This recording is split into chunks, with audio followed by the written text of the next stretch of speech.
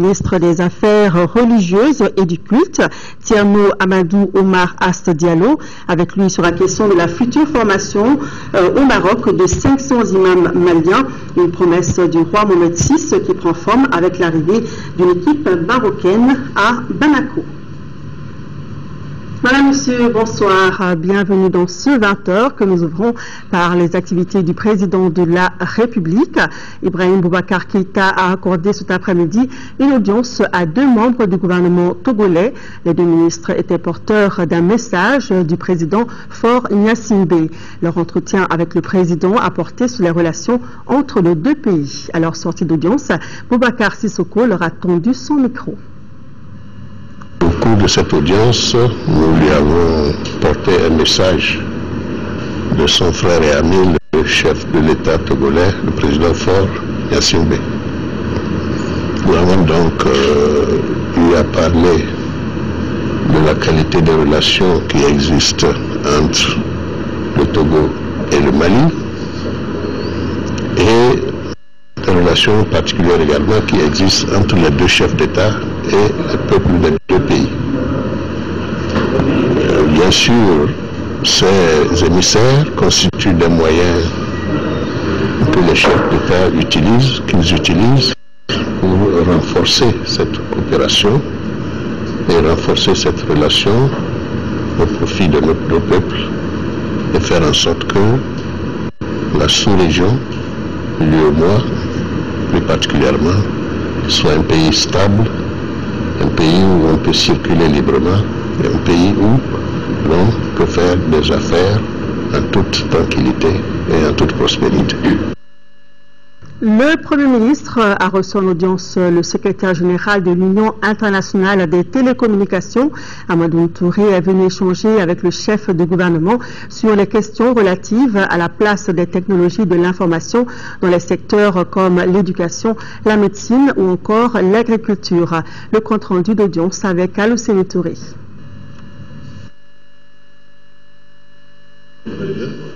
L'Union internationale des télécommunications est l'organisme des Nations Unies spécialisé dans le domaine des technologies de l'information et de la communication.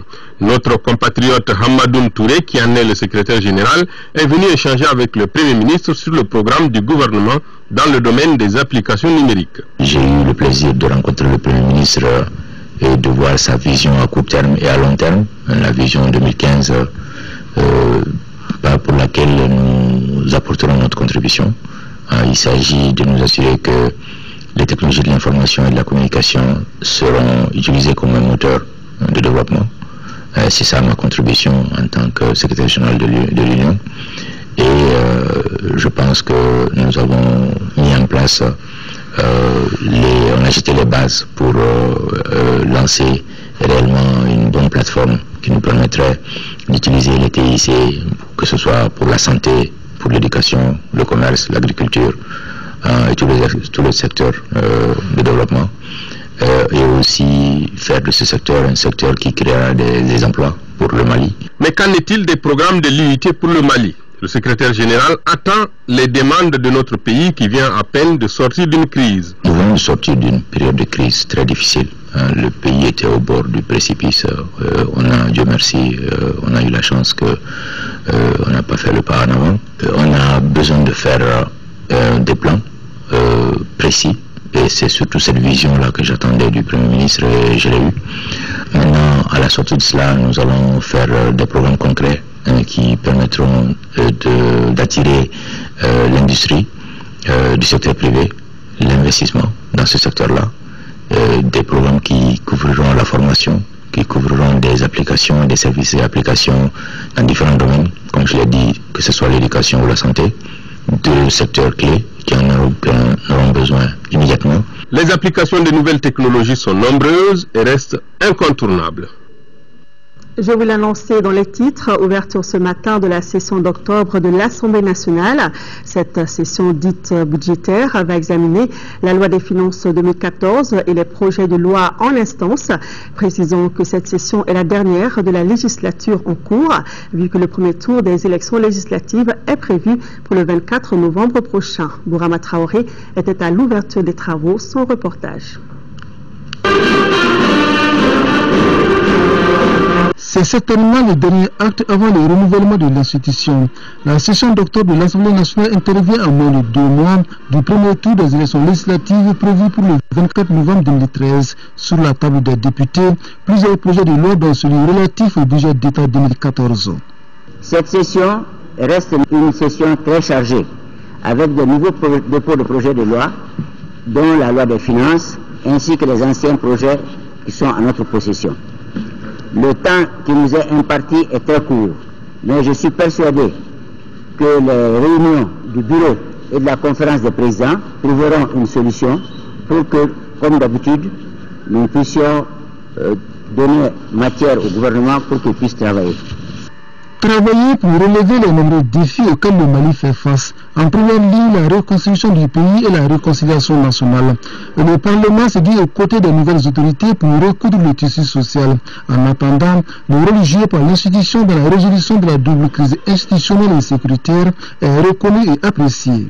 Je voudrais vous féliciter pour le courage, l'efficacité, la compétence dont vous avez toujours fait preuve, tant au niveau de nos activités ordinaires qu'au niveau de la dynamique diplomatique parlementaire, surtout pendant la période de crise. En effet, notre Assemblée nationale a su prévoir la crise, a su informer de la situation sécuritaire qui prévalait et a su gérer la crise avec sang-froid et responsabilité. Par ailleurs, l'Assemblée nationale félicite le président Ibrahim Boubacar Keïta pour sa brillante élection à la magistrature suprême. Une élection qui a prouvé que le coup de force du 22 mars 2012 était un incident de parcours. Le ministre des Affaires étrangères et de la coopération internationale, Zahabi Ould Sidi Mohamed, a regagné Bamako aujourd'hui en provenance de Nouakchott. Dans la capitale mauritanienne, le ministre Zahabi était porteur d'un message du président de la République, Ibrahim Boubacar Keïta, à son homologue Mohamed Ould Abdelaziz. Après son entretien avec le président mauritanien, Zahabi Ould Sidi Mohamed a répondu aux questions des journalistes sur les relations entre les deux pays. Écoutons-le au micro de Fatoumata Koni. J'ai remis ce message d'amitié, de volonté du gouvernement et du peuple malien à entretenir des relations de fraternité, d'amitié avec le peuple mauritanien. J'ai trouvé le président de la République de Mauritanie un homme très engagé pour poursuivre la stabilité et la paix au Mali. Et cela compte tenu des relations séculaires entre les deux peuples. J'ai fait aussi état d'avancement du processus de paix au Mali et j'ai expliqué que le président de la République du Mali a reçu récemment tous les responsables des 4 mouvements armés du nord du Mali. Et ces mouvements sont venus à Bamako. Le président les a reçus après son investiture et il leur a donné le message suivant, qu'il y a 3 choses qui ne sont pas discutables. La première, c'est l'unité et l'intégrité territoriale du Mali. La deuxième, c'est la laïcité de l'État. Et la troisième, c'est la stabilité de la sous-région et de l'Afrique de manière générale. Donc il y aura des états généraux sur la décentralisation à laquelle seront invités tous les Maliens, qu'ils soient dans le mouvement ou qu'ils soient dans la société civile. Et ces négociations, ces discussions, tout peut être mis sur la table et chacun donnera ses arguments. Plus loin, notre gouvernement est même déterminé que si des mouvements ont des conseillers ailleurs qui leur disent vous devez faire comme ça pour avoir vos droits ou pour avoir ceci, nous sommes même prêts à accepter que ces conseillers viennent à Bamako discuter avec nous. Nous sommes transparents, nous sommes déterminés à aller de l'avant et le président a dit qu'il tient à régler définitivement ce problème du nord du Mali. Autre élément, la solution qui sera trouvée doit être une solution discutée entre Maliens et qui va s'appliquer à toutes les régions du Mali. sans exclusion aucune. Parce qu'il s'agit de problèmes de gouvernance locale, et pour ça, ceux sur lesquels on va s'entendre, on va les faire. Ça, c'est par rapport au problème du Nord. L'autre question, c'est la lutte contre le terrorisme et le trafic de drogue.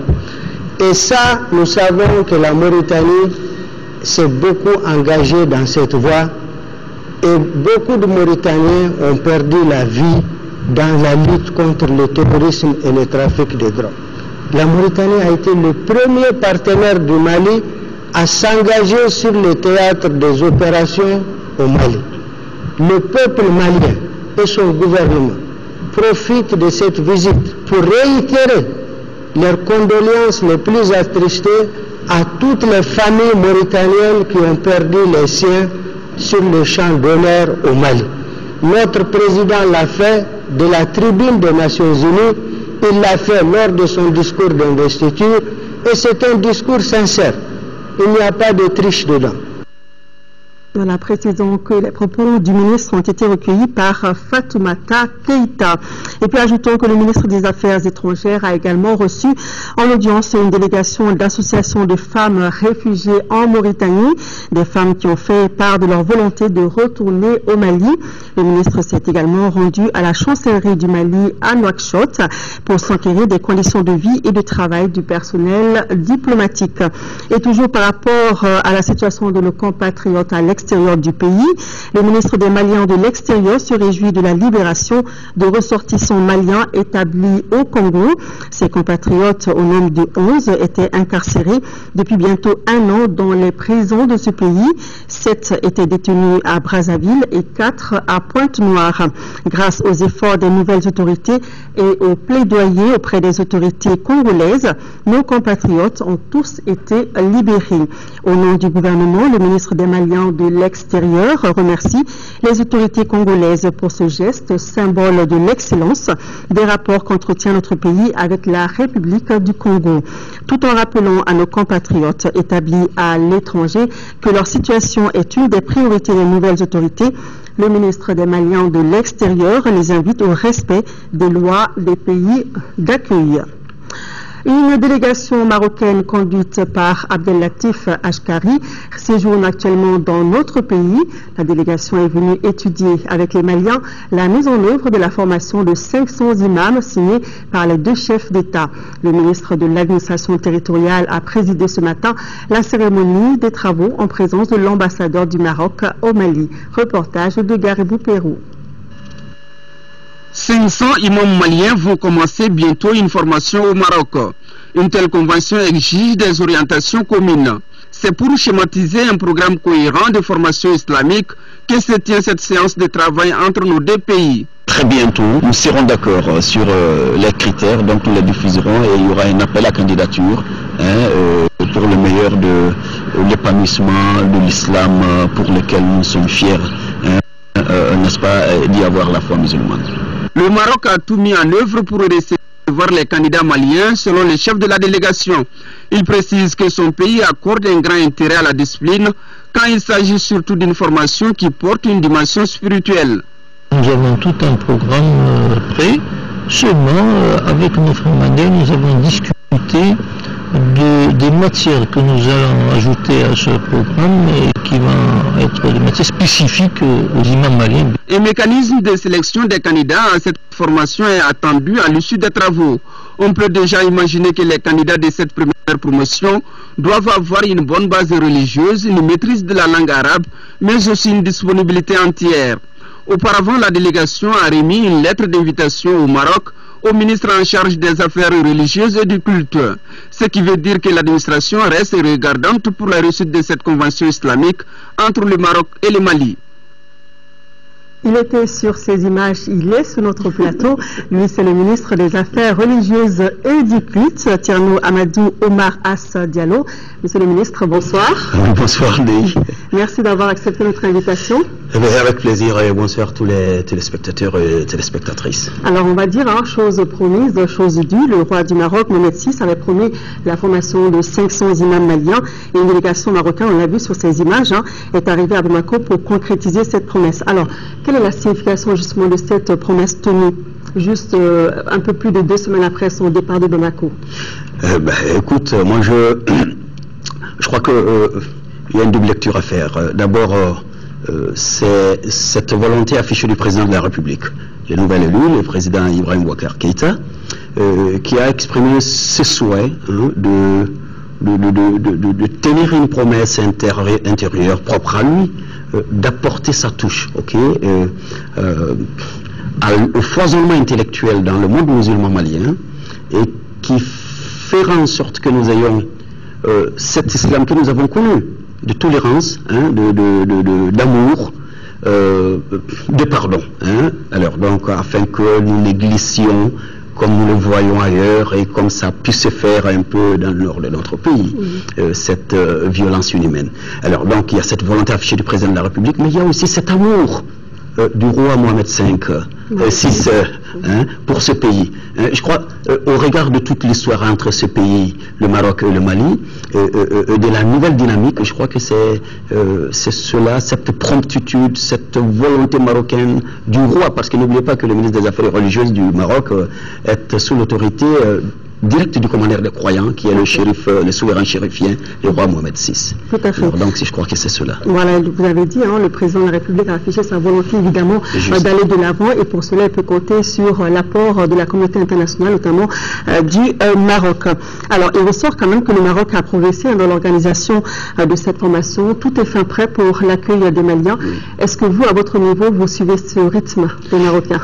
Alors, c'est vrai que moi, je vais vous dire franchement que vendredi, je discute avec mon homologue du Maroc, et puis il dit, je vous envoie un expert vous aider dans la définition, l'organisation. Je dis quand? Il dit dimanche. Alors j'avais cru que c'était dans le dimanche, c'était ce dimanche. Ouais, ça va très vite. Voilà, c'est une promptitude, c'est-à-dire que ça rompt avec toute cette routine diplomatique et relationnelle, mais c'est plutôt, on sent que c'est deux pays de la Ouma où les liens sont plus forts, car c'est spirituel ces liens.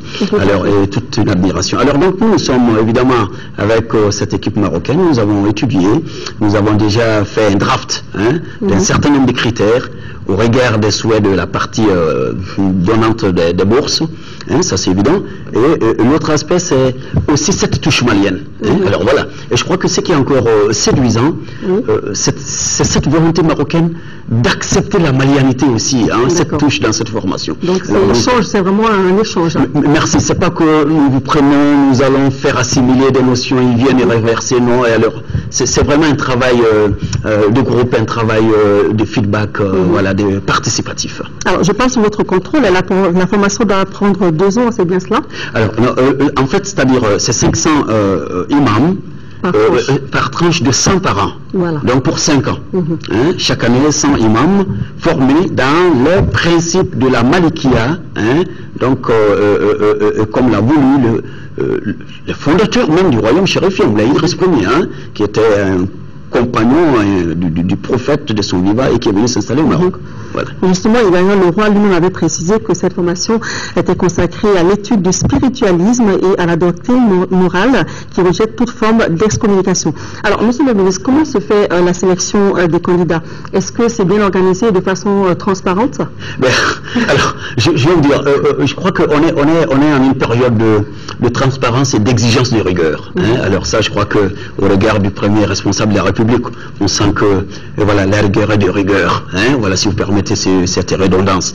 Alors, ce que je voudrais dire, c'est que le travail, certainement, il sera certifié par tout un ensemble, le conseil, la conférence, etc. Tout un ensemble d'associations religieuses musulmanes, et donc qui vont être partie prenante, parce que nous n'imposerons rien. Ce serait avec leur vision. Dans le respect des principes, parce que n'oubliez pas, c'est une bourse donnée à l'État malien. Alors donc, je crois qu'il y a ça. Et tout se ferait dans la transparence. En fait, c'est sur concours. Est-ce que déjà close? Non, pas du tout. Nous allons dégager les critères, parmi lesquels la discipline. Ce n'est pas que nous partions, que les hommes partent pour faire une école de formation ordinaire où on va entendre qu'il y a eu des grèves de formateurs, d'étudiants ou d'auditeurs imams. Non, c'est une formation pour un an qui requiert une discipline de faire un respect des principes du pays accueillant. Ça, c'est le béaba. Appartenir à la foi musulmane, à la Malikia, qui est étendu avec là-dedans d'autres confréries, etc. Alors donc, avec tout un autre ensemble de critères que nous ferons valoir en association avec les associations, n'est-ce pas, religieuses, et au regard de cela, donc, nous ferons appel à candidature. Et donc, l'appel à candidature au regard des critères éligibles. Alors voilà, c'est cela. D'accord, vous l'avez dit, l'imama est quand même une affaire très sérieuse. Vous l'avez dit, les candidats devront avoir beaucoup plus de rigueur, de discipline. Mais quels sont les autres conseils que vous avez à donner à ceux qui vont bénéficier de cette formation? Alors, d'abord, c'est que c'est une première. Alors, une première, je crois que vous êtes, on est dans la communication, on n'a jamais une seconde chance de faire première impression. Alors donc je crois que cette première vague devra faire la fierté du Mali sur le plan moral, intellectuel, de la rigueur, afin qu'il y ait cet engouement, cette dynamique maintenue et que cette estime du souverain chérifien à l'égard de notre pays aille grandissant, parce qu'il y a d'autres secteurs d'activité qui seront donc, qui pourront donc être des éléments de relation plus poussés avec ces pays qui aiment tant le Mali et que le Mali aime. Tout à fait, surtout que les premiers évidemment vont servir d'exemple pour la suite du programme. En tout cas, nous souhaitons plein succès à cette opération. Merci. Et nous vous remercions d'être venus sur notre plateau. Merci à vous aussi. Pour nous éclairer évidemment sur le sujet. Oui, merci. Alors, nous allons poursuivre ce journal avec l'attaque dont a été victime ce lundi Gao, et le ministre de la Défense et les anciens combattants informent donc l'opinion nationale et internationale que tôt dans la matinée du lundi 7 octobre 2013, des terroristes présumés ont tiré des obus sur la ville de Gao. 3 des 4 engins ont explosé, provoquant le traumatisme de 2 femmes en état de grossesse et de 3 enfants. Un élément des forces armées de sécurité a également été blessé. Il a été évacué par la force Serval à Bamako. Le ministre rassure les populations qu'en coordination avec les partenaires de Serval et de la MINUSMA, notre dispositif a été renforcé. Le ministre salue le bon comportement des populations et les invite à garder leur calme et surtout à partager les informations avec les personnels des forces armées et de sécurité afin d'aider à traquer l'ennemi sous toutes ses formes. Alors, et suite à cette attaque, le collectif des ressortissants du Nord-Coréen condamne avec la dernière rigueur ces actes de forfaiture. 5 obus ont donc été lancés aujourd'hui sur la ville de Gao et ont fait un blessé grave et des dégâts matériels importants, notamment dans le quartier Château. C'est le bilan provisoire de cet acte crapuleux posé par les ennemis de la paix et de la stabilité de notre pays. Pour évaluer les impacts de cette attaque, le chef de cabinet du gouverneur, le commandant de zone de la première région militaire et les chefs des services ont fait le tour des zones touchées. Les précisions de Daouda Zoumana Traoré depuis Gao. C'est aux environs de 6h30 que tout Gao a senti de grands bruits assourdissants qui ont créé une panique générale, surtout du côté du quartier Château, où la plupart de ces obus sont tombés. Oui, c'était des obus lancés sur la ville par des ennemis du Mali. Aussitôt, les forces de défense et de sécurité se sont mobilisées pour voir clair, pendant que l'aviation française était elle aussi en patrouille. Nous confirmons 5 impacts de roquettes de 100 mm qui ont été lancées à partir des positions nord de la ville. Pour le moment, les spécialistes estiment les obus explosés à 4, dont 3 au château et 1 à Bagoudjé 2. Quant au 5e, il est tombé dans une famille de Djedara à quelques encablures de la protection civile sans exploser. Un témoin a vu un obus tomber à côté de lui. Nous sommes en train de péter du banc, notre balcon ici. Et pour la première fois, j'ai entendu le bruit, c'est tombé au bas, vers le 8 là. La deuxième fois, c'est la même qui nous a effrayés. Parce que quand il tombait, il y a même les fracas là qui commençaient à tomber. Il y a eu des fillettes qui se sont affolées, mais on a eu quand même à les calmer. C'est le quartier Château qui a reçu d'importants dégâts par le biais d'un obus. Un militaire d'une trentaine d'années gravement blessé à la tête est pris en charge par les Français. C'est ce même obus tombé à côté d'une famille qui a occasionné un traumatisme chez 3 enfants et leur maman enceinte. À cela s'ajoute la façade nord de la concession d'Ousmane endommagée. Ce matin, j'étais à côté de la boutique quand j'ai entendu une explosion de tout 3.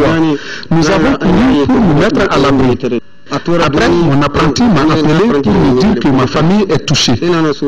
Les autorités administratives de la région de Gao, après avoir rendu visite aux traumatisés, demandent à la population de la vigilance et de la collaboration. C'est assurément un grand coup à la stabilité, à la tranquillité des populations et au retour massif amorcé par les déplacés et les réfugiés.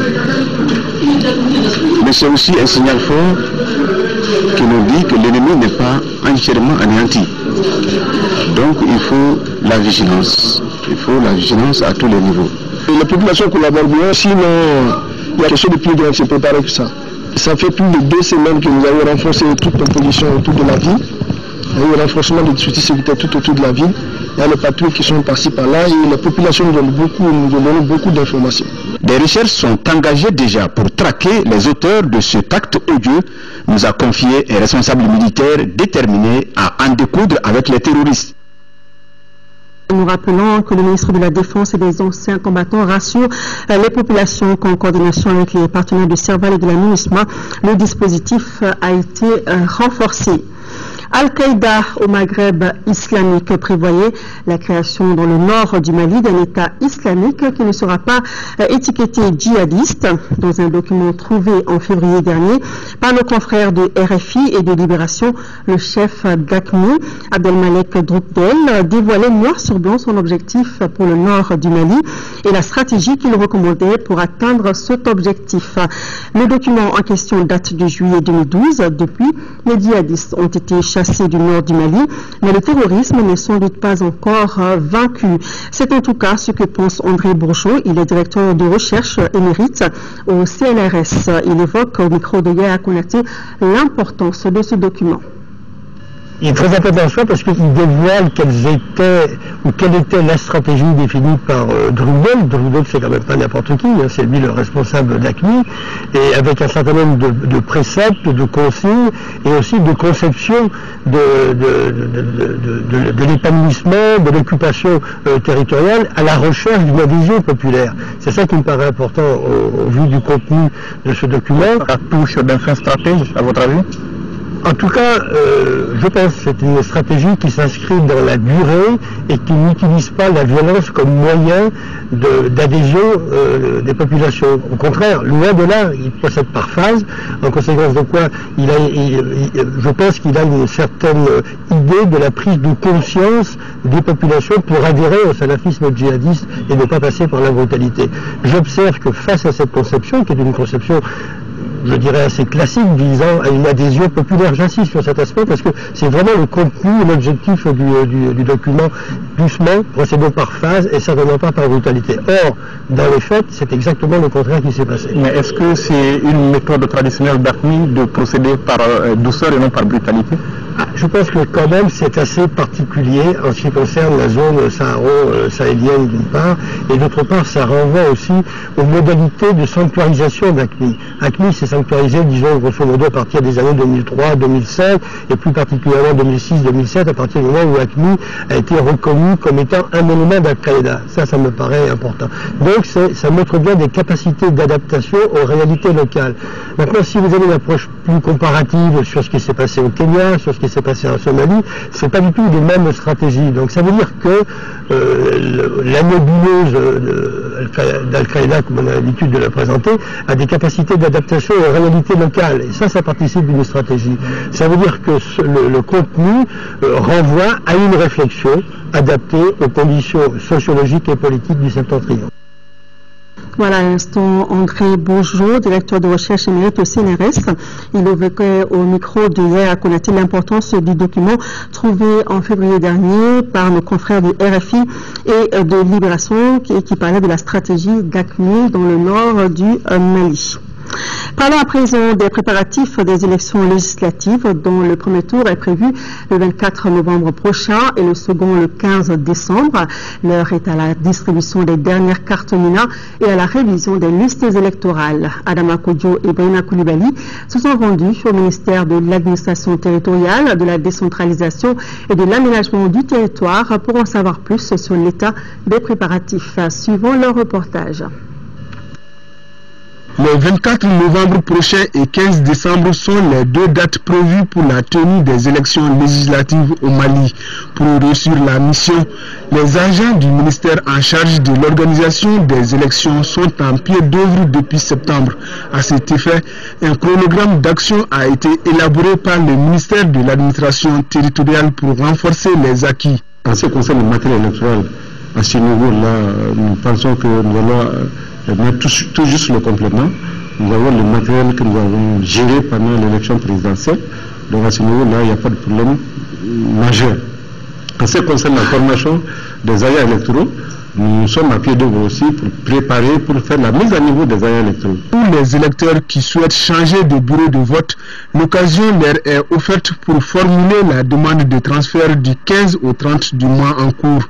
Un citoyen qui aujourd'hui figure dans la liste électorale avec les données biométriques, il est possible pour lui d'aller au niveau de sa commission d'accueil pour exprimer son désir et en ce moment la commission, en toute connaissance de cause, fera l'opération. La participation massive des populations aux différents scrutins est une préoccupation majeure des autorités en charge des élections. C'est pourquoi la distribution des cartes de numéros d'identification nationale se poursuit. Les cartes non remises se trouvent au niveau du sous-préfet et du gouverneur de Bamako et de l'ambassadeur. Donc, les citoyens ont la possibilité d'aller au niveau du gouverneur du district de Bamako, au niveau de son ambassade ou de son consulat, ou au niveau de son sous-préfet pour aller retirer sa carte. Concernant le dépôt de candidature pour les législatives dont la date limite est fixée au 10 de ce mois, le ministère n'a pas encore de chiffres. Cependant, l'engouement est au rendez-vous dans la marche pour l'Assemblée nationale. L'instruction a été donnée aux différents représentants de l'État, surtout les représentants de l'État qui se trouvent au niveau des CEP, puisque les candidats éventuels doivent déposer les candidatures à leur niveau, au niveau de chaque CEP. Donc, que ce soit un candidat, que ce soit un parti, un groupement de partis, ils ont la possibilité de déposer la candidature ou les candidatures au niveau des représentants de l'État. Pour orienter les électeurs qui n'avaient pas d'informations sur leur localité de vote, des commissions administratives ont été mises en place au niveau des communes. À titre de rappel, seuls les détenteurs des cartes NINA auront droit à l'accès des centres de vote pour accomplir leurs devoirs civiques. Et dans le cadre des élections législatives du 24 novembre 2013, le ministre de l'administration territoriale rappelle aux partis politiques, groupements de partis politiques et candidats indépendants que la date limite de dépôt des candidatures est fixée au 10 octobre 2013 à minuit. Les imprimés de déclaration de candidature sont disponibles auprès des préfets et du gouverneur du district de Bamako. Le ministre s'est compté sur la bonne compréhension de tous. Bamako se prépare pour la Tabaski avec la 5e édition de l'opération de vente de moutons à prix abordable, une initiative du département de l'élevage et de la pêche qui bénéficie de l'accompagnement du Palaiso et d'une trentaine de sociétés coopératives et de groupements d'éleveurs du Sahel. Le détail dans ce reportage signé Aïssata Ibrahim Maïga.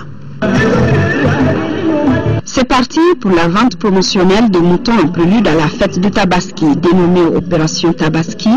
L'initiative vise à stabiliser les prix des moutons sur les différents marchés de la capitale et réduire ainsi la spéculation autour des prix. Pour cette 5e édition, près de 30 sociétés coopératives et de groupements d'éleveurs du Sahel proposent au Bamakois, mais aussi aux Kaisiens, plus de 5000 animaux. La première édition de l'opération Tabaski a vu le jour en 2009 et depuis elle a lieu tous les ans à Bamako et cette année simultanément à Caille. Cette opération vise à améliorer également les revenus des agro-éleveurs du Sahel occidental par la promotion et le développement durable de la filière de production animale. En plus de l'aspect commercial, l'opportunité est offerte aux éleveurs de procéder au déstockage de leur cheptel, ce qui favorise l'accroissement rapide du cheptel. Cette opération qui rentre dans le cadre de la valorisation des produits animaux, option stratégique du ministère du Développement rural, permet de mettre à la disposition des populations du district des animaux de qualité provenant des périmètres pastoraux aménagés à des prix abordable. Les prix varient entre 25 000 et 100 000 francs CFA selon la catégorie. Le premier choix est constitué des plus gros béliers. Ceux-ci sont marqués avec la couleur verte et sont cédés entre 75 000 et 100 000 francs CFA. Le deuxième choix, les béliers moyens, cédés entre 50 000 et 75 000, identifiables à leur marquage jaune. Et les moutons classés en troisième catégorie et pas assez nombreux cette année, qui sont marqués au rouge et dont les prix varient entre 50 000 et 25 000 francs CFA. Pour vous en procurer, rendez-vous au stade municipal de l'hippodrome en commune 2 du district de Bamako, à l'annexe du terrain Chaba à Lafiabougou, commune 4, au stade municipal Suleiman Mouri Koulibaly à Tourkorobougou, commune 5, et au stade municipal de Sogoniko en commune 6. Voilà, le rendez-vous est pris. À Kaïlan se prépare également pour la Tabaski. L'opération de vente promotionnelle de motos vient d'être lancée ce lundi à Kaindi. Sur place, les prix varient entre 50 000 et 85 000 francs CFA. Quand surtout qu'à noter. Initiée par le PADESO et ce depuis 2010, cette quatrième opération de vente promotionnelle de moutons a pour objectif de permettre à des centaines de chefs de famille d'acquérir le mouton de Tabaski à un coût plus attrayant que celui du marché. Les prix varient entre 50 000 et 85 000 francs CFA. Permettez-moi tout d'abord de remercier les agro-éleveurs et passeurs qui ont accepté de prélever sur leurs troupeaux, et cela sans financement cette année, pour rendre cette cérémonie possible et du coup permettre à leurs parents de la commune de Kaï et environ d'avoir des moutons pour la Tabaski à des prix inférieurs à ceux du marché courant. L'adjoint au maire de la commune urbaine de Kaï, Issa Kanouté, a quant à lui exprimé toute sa satisfaction pour cette opération de vente promotionnelle de moutons de Tabaski, dont l'action contribuera à faciliter et à sécuriser l'approvisionnement de la ville en moutons de Tabaski. Dans le souci d'augmenter les effectifs présentés, je voudrais inviter les banques et les systèmes de microfinance à soutenir ces opérations de vente promotionnelle. La production des établissements financiers permet de développer le sous-secteur élevage par le biais de la filière bétail-viande. À noter que cette cérémonie s'inscrit dans le cadre des activités du mois de la solidarité en cours et à un moment où notre pays sort de la plus grave crise de son histoire. À l'issue des différentes allocutions, le directeur de cabinet et sa délégation ont procédé à la visite des stands contenant les moutons. Nous sommes aujourd'hui, premier lundi du mois d'octobre. C'est la journée mondiale de l'habitat. La mobilité urbaine, c'est le thème sur lequel la journée est commémorée avec un nouveau département de l'urbanisme et en charge de la politique de la ville. La tenue d'une telle journée avec un tel thème vient à point nommé. Focus sur la journée mondiale de l'habitat avec Alpha Maïga qui s'est entretenu avec le ministre de l'urbanisme et de la politique de la ville, Moussa Mara. La mobilité et l'accès aux biens et services sont essentiels pour le fonctionnement des villes et des villages. Et c'est là tout le sens d'une journée mondiale, celle consacrée à l'habitat et célébrée chaque premier lundi du mois d'octobre. Le thème de cette année est la mobilité urbaine. Cela nécessite que la ville soit bien planifiée, son organisation soit bien planifiée et que cette planification soit rigoureusement suivie pour que le trajet entre les zones de résidence et les zones d'activité soit le plus facile possible. La tenue de la journée mondiale de l'habitat vise surtout à alerter la communauté internationale. La raison est toute simple, réfléchir sur l'état des villes et villages. Et cela se justifie avec un nouveau département de l'urbanisme, mais cette fois-ci en charge de la politique de la ville. La politique que nous avons la charge de mettre en place à la demande du président de la République et du Premier ministre, c'est de faire en sorte que quel que soit le type de ville, c'est que le niveau d'équipement, le niveau de convivialité soit à hauteur de souhait, et quel que soit le type de ville, c'est que le citoyen s'y sente à l'aise. Et que chaque ville, en fonction de sa catégorie, puisse vivre pleinement ses potentialités. En attendant, il faut souligner que le combat pour nos villes et villages bien planifiés et surtout une mobilité bien organisée reste une préoccupation des pouvoirs publics et des populations. Restons avec la journée mondiale de l'habitat. L'Union des associations pour le développement et la défense des droits des démunis a célébré hier dimanche cette journée avec son partenaire Amnesty International Mali. Il s'agissait d'informer et de sensibiliser les pouvoirs publics sur la situation des personnes victimes de litiges fonciers dans le district de Bamako. Reportage Nouroum Sissoko. C'est le site de Bougouba, jadis occupé par les malades blanchis de la lèpre à l'ACI 2000, qui a abrité la manifestation de la Journée mondiale de l'habitat. Cette célébration, 4e du genre, est organisée par un regroupement de 142 associations de défense de victimes du foncier, en partenariat avec Amnesty International Mali. Nous sommes des victimes de déguerpissement, des gens qui ont eu les maisons démolies. C'est dans ce cadre que nous commémorons la Journée de l'habitat avec nos amis, les partenaires, comme l'Amnesty International.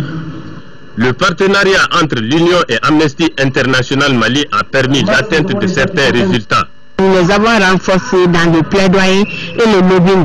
Nous avons ôté de leur action le caractère violent qu'ils avaient et pour avoir vraiment accès aux autorités, pour qu'ils puissent se faire entendre. Le ministre de l'Urbanisme et de la Politique de la Ville a pour sa part promis que son département veillera sur le foncier. Au nom des autorités de la République, je voudrais ici m'engager à faire tout ce qui est en notre pouvoir pour réduire les inégalités, les injustices et réparer au maximum les conséquences des injustices qu'ont trop souffert les populations. Le moins que l'on puisse dire, c'est que les victimes du foncier fondent beaucoup d'espoir sur les nouvelles autorités. Actualité hors de nos frontières, en Guinée, les premières publications des résultats des élections législatives sont tombées dans un climat tendu. Pour le moment, le parti au pouvoir est en tête. L'opposition, elle, est toujours convaincue que de graves irrégularités ont été commises. La Commission électorale nationale indépendante poursuit la publication des résultats provisoires des législatives du 28 septembre en Guinée. Ce lundi soir, la CENI devrait communiquer le verdict des urnes dans 3 nouvelles circonscriptions, dont la très convoitée commune de Kaloum. Pour l'heure, sur les 38 sièges à attribuer au scrutin uninominal, 31 sont pourvus. Le Rassemblement du peuple de Guinée, le parti du président Alpha Condé, arrive en tête avec 16 députés. Il est suivi de l'Union des forces démocratiques de Guinée qui obtient 12 sièges, loin devant l'Union des forces républicaines de Sidya Touré, 2 députés. Pour prévenir toute contestation, la CENI insiste sur la transparence qui caractérise les opérations de totalisation des votes. Nous avons mis en place tout un dispositif pour que aucun vote, je dis bien aucun vote, ne soit détourné de sa destination. Les résultats des 76 sièges à attribuer à la proportionnelle, eux aussi tombent, mais au compte-gouttes et dans un climat de tension. Illustration de ce climat, l'attaque contre le siège de l'Union des forces démocratiques de Guinée, le principal parti d'opposition. L'attaque perpétrée dans la nuit de samedi à dimanche a causé d'importants dégâts matériels. J'ai pris contact avec le procureur de la République au niveau du tribunal de première instance de Conakry pour l'informer de la situation. Ce lundi, le comité de suivi de l'accord du 3 juillet sur les élections législatives s'est de nouveau réuni à Conakry pour tenter de désamorcer la crise post-électorale en Guinée. Cette nouvelle réunion pourrait accoucher d'une souris. L'UFDG a invité ses militants à se tenir prêts à descendre dans la rue pour contester les résultats publiés par la CENI. Le président de la République, Ibrahim Boubacar Keïta, a adressé un message de compassion au président de la République italienne, message ainsi libellé suite au naufrage d'une embarcation intervenue au large de Lampedusa le jeudi 3 octobre 2013, occasionnant des pertes en vie humaine, des blessés parmi des migrants venus de la Corne de l'Afrique. Je voudrais, au nom du peuple du Mali, de son gouvernement et en mon nom propre, exprimer à votre Excellence, au peuple italien ainsi qu'aux familles durement éprouvées mes condoléances les plus émues. En cet instant de tristesse et d'intense douleur, je forme des vœux ardents de prompt rétablissement aux blessés et prie pour le repos de l'âme des disparus. En vous renouvelant mes sentiments de profonde compassion et de sympathie, je vous prie d'agréer, Excellence, l'assurance de ma très haute considération. Signé Ibrahim Boubacar Keïta. D'ailleurs, le naufrage de Lampedusa est le premier sujet de notre tour d'Afrique en bref et en images. Les recherches sous-marines ont repris au large de Lampedusa. Les plongeurs bénéficient de bonnes conditions météo pour explorer l'arrière de l'embarcation avant de pénétrer dans la cale. C'est là que pourraient encore se trouver les corps des migrants piégés lors du naufrage. Les sauveteurs qui ont récupéré 211 corps redoutent que le nombre de victimes atteigne 300 voire 360. Les autorités italiennes se tournent vers l'Europe. Nous demandons une attention particulière de la communauté européenne, de l'Europe, pour qu'elle comprenne que ces frontières sont la porte de l'Europe. Les pays de l'Europe du Sud réclament un mécanisme global de répartition des demandes d'asile. Avec 30 000 migrants comptabilisés depuis le début de l'année, le continent fait face à un afflux exceptionnel qui est 4 fois supérieur aux arrivées de 2012.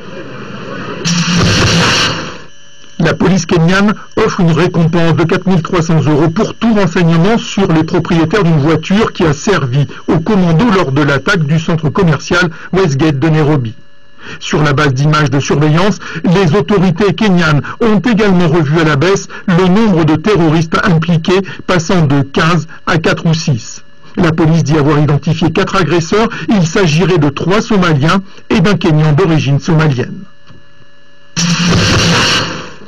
Les autorités nigériennes engagent un bras de fer avec la société française Areva qui exploite les mines d'uranium dans le pays. Principal producteur de ce minerai, le Niger est aussi l'un des pays les plus pauvres du monde.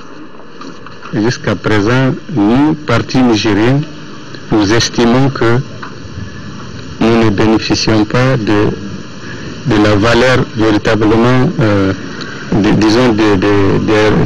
revenus qui doivent être ceux d'un pays qui détient effectivement les ressources naturelles. Selon le Premier ministre, les contrats de 2 sites basés dans le nord du pays arrivent à terme en fin d'année et doivent être révisés. Retour à l'actualité nationale avec un problème qui reste récurrent. Il s'agit de la gestion des déchets ménagers dans le district de Bamako qui semble atteindre des proportions inquiétantes. L'illustration en est le quartier Dravela Bolibana de la commune 3 du district de Bamako où les habitants frustrés ont déversé hier des tas d'ordures sur la voie publique. Ces détritus étaient visibles du commissariat du 2e arrondissement jusqu'à la voie qui aboutit au boulevard de l'Indépendance. Lamine Keita est allé voir. C'est dimanche 6 octobre 2013, aux environs de 13h, que fut la surprise des usagers de la voie principale allant du commissariat du 2e arrondissement au boulevard de l'Indépendance. Sur cet axe, les habitants de Dravela Bolibana ont déversé des tas d'ordures. Une manière pour eux de manifester leur colère et leur désespoir face à l'inaction des GIE et des autorités municipales par rapport à la gestion des déchets qui polluent leur environnement. Au passage de notre équipe, la voie était dégagée, la voirie avait commencé à enlever les ordures, mais la tension était toujours palpable. Hier, tellement la population était énervée avec les ordures. Depuis plus de mois, on n'arrive pas à respirer dans le quartier. Trop de moustiques. C'est pour cela que la population s'est révoltée. Ils ont pris les ordures, ils ont mis sur la route. Ce n'est pas un problème propre aux GIE. C'est un problème de manque de foutoir. Quand les GIE ramassent les ordures, ils ne savent pas où aller verser les ordures. Pour leur part, les GIE accusent la mairie de la commune 3 de les avoir intimés d'arrêter momentanément le travail pour raison de place au dépôt de transit. On a même fait une réunion par rapport à ça à la mairie et avec les chefs de quartier. Les maires même ont participé à la réunion. Le problème du déchet à Bamako, tout le monde sait ce qui se passe aujourd'hui. C'est pas facile. Sa gestion devient de plus en plus difficile.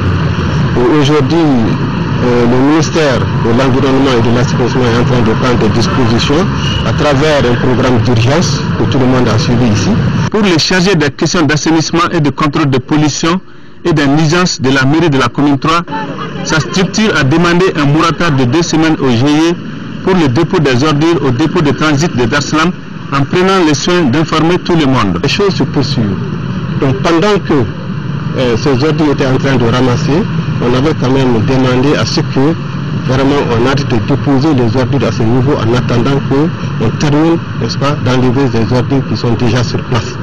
Donc ça a pris à peu près du 15 au 26. Et la gestion des ordures, c'est une chaîne. Ça quitte la famille, donc la population qui gère au niveau ménage. Ensuite, la mairie son rôle, c'est vraiment d'acheminer ces ordures vers les dépôts de transit. Comme vous l'avez constaté, le dépôt de transit de Dar Salam, que vous venez de citer en exemple. Et la chaîne continue, le district, la mairie du district, à travers la voirie maintenant, achemine ces ordures au dépôt final. Donc c'est une chaîne, chacun a sa part là-dedans. Le chef de quartier en appelle à l'esprit citoyen des habitants de son quartier. J'en appelle à la population, au bon civique de la population de se patienter, parce que ce problème-là nous incombe tous. L'assainissement nous incombe tous. De se patienter, de donner du temps aux autorités pour trouver une solution à ce douloureux problème. Face à l'inefficacité des systèmes de collecte des ordures ménagères dans notre pays, il est temps d'imaginer une autre formule pour régler définitivement la question. Parlons à présent solidarité. La Fondation Bank of Africa Mali vient de remettre 2 millions de francs CFA au Conseil national des personnes âgées. Ce geste entre dans le cadre de la 19e édition du mois de la solidarité et de la lutte contre l'exclusion. Selon le représentant de la dite structure, le geste est certes modeste, mais très important pour la simple raison que ces personnes méritent toute notre attention. La cérémonie s'est déroulée au siège principal de la Bank of Africa Mali, Cisa Bozola, en présence de son directeur adjoint et de plusieurs autres personnalités. Restons dans la solidarité. DHL Mali vient de remettre des dons d'une valeur de 20 millions de francs CFA pour les enfants démunis de Saint-Lacourba. Le don est composé de riz, de sucre, de kits, de médicaments et de moustiquaires, entre autres. Alpha Mega. C'est à une trentaine de kilomètres de Bamako, précisément à Sankoroba, dans la région de Koulikoro, que DHL a exprimé son élan de solidarité à l'endroit des enfants démunis de la localité. Le don est composé de riz, de sucre, des kits scolaires, des médicaments, des moustiquaires imprégnés, des tables-bancs, des chaises métalliques et des rideaux pour les salles de classe. Le don est estimé à près de 15 millions de francs CFA. L'acte que nous posons aujourd'hui s'inscrit dans la droite ligne de la volonté du groupe DHL International de soutenir les projets de développement durable dans le cadre de notre stratégie de responsabilité sociale. Pour cette raison, nous avons décidé de faire de la responsabilité sociale l'un des axes majeurs de notre stratégie 2015 sous le slogan Living Responsibly. Autre action de citoyenneté, c'est l'organisation d'une journée du volontariat par DHL. Pour cela, une centaine d'agents ont été mobilisés pour la cause. Nous ouvrons notre chronique santé du jour qui ne parle pas de maladie, mais plutôt d'une situation inhabituelle. Il s'agit des cas de personnes écrivant et lisant à l'envers. Et oui, vous avez bien entendu, à l'envers. Pourtant, les intéressés n'ont aucun problème de santé. Allons à la rencontre d'une demoiselle qui écrit et lit à l'envers et ça lui réussit. Elle s'apprête même à décrocher un Master 2. Tissera Dambélé l'a rencontrée.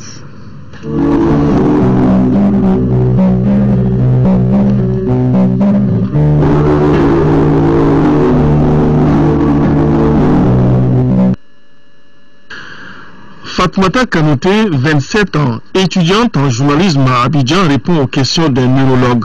Mais elle est tout ici sauf une patiente. On cherche à comprendre pourquoi elle n'écrit pas comme la plupart d'entre nous. Gauchère, elle a le don d'écrire de droite à gauche en commençant par le bas de la page et cela sans aucune gêne. Démonstration.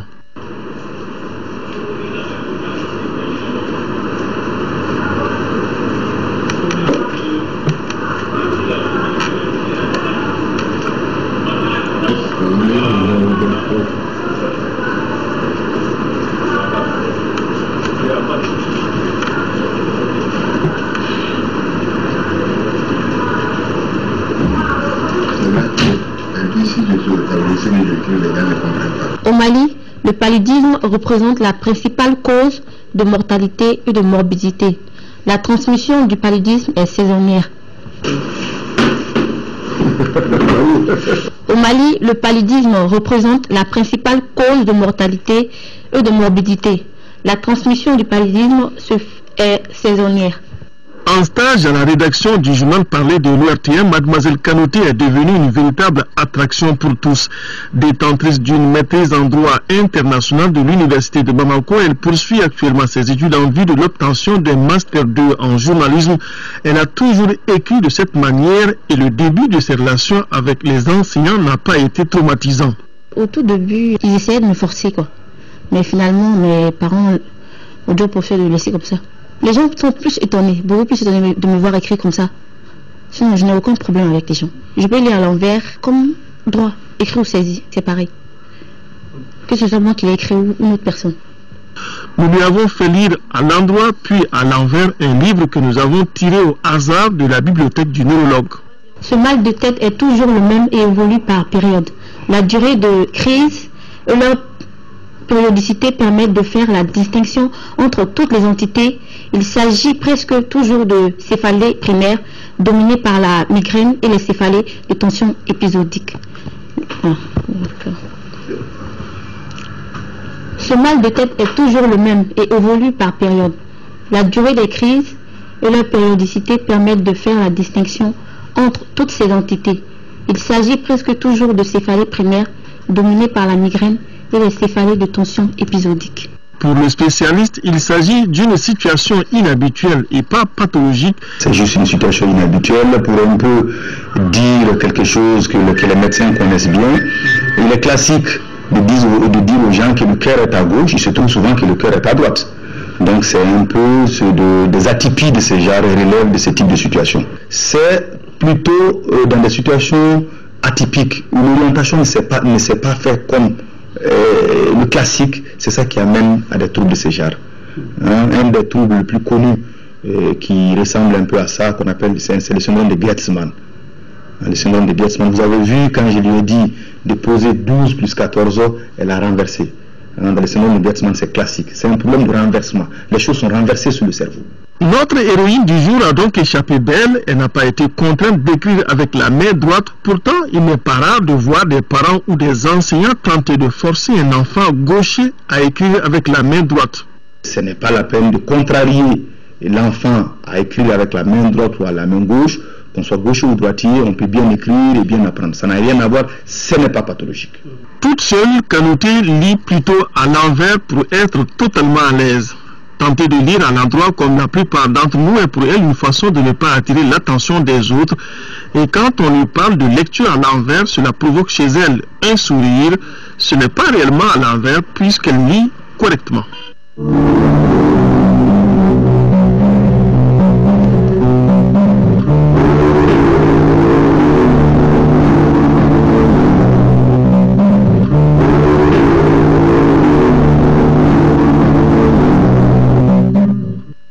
Voilà, un cas très particulier. J'ai essayé d'écrire à l'envers, je n'y arrive pas. Voilà, c'est tout pour ce journal.